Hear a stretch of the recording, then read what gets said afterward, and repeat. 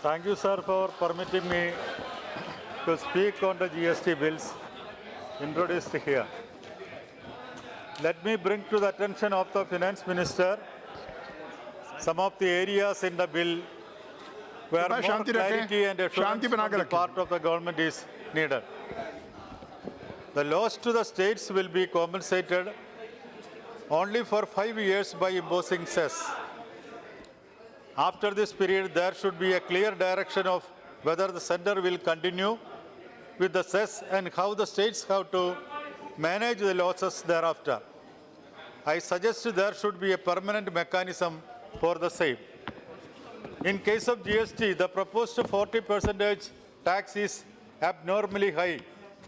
Let me highlight the fact that some countries in Europe also have very high tax rates, but at the same time it must be noted that education and health facilities in there are free of cost.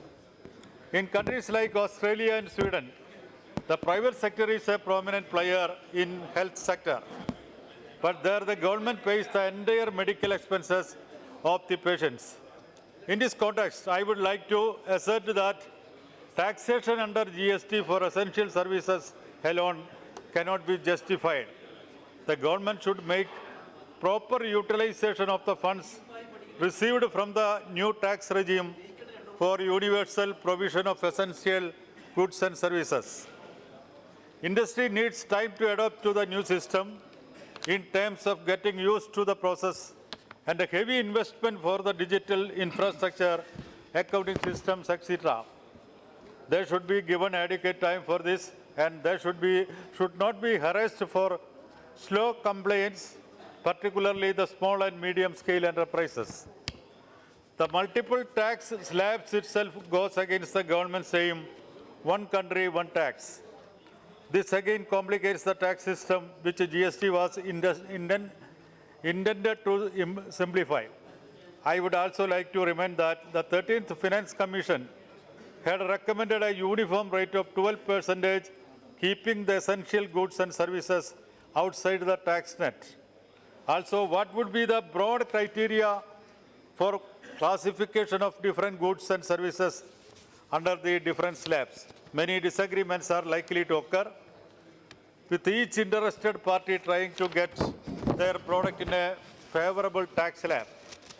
The government must be very particular that the lobbying by different interest groups does not influence this classification, and also not to complete the process in a hurried manner. Regarding the formula for sharing the unused money collected as cess, the center must clarify why it is not following the devolution formula as suggested by the Finance Commission.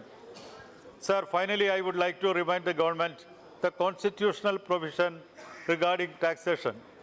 The Constitution does not allow a tax to be levied or collected except by the authority of law. Then by what intention is the government proposing to notify CGST rates on its own without the prior scrutiny and approval of the Parliament? The GST may be a historic reform in the country, but I once again remind the government that whatever rules and laws be framed, it should not surpass the Constitution, and also any reform should ultimately benefit the common people of the country and not some selected business entities and corporates. Thank you, sir. Shri George.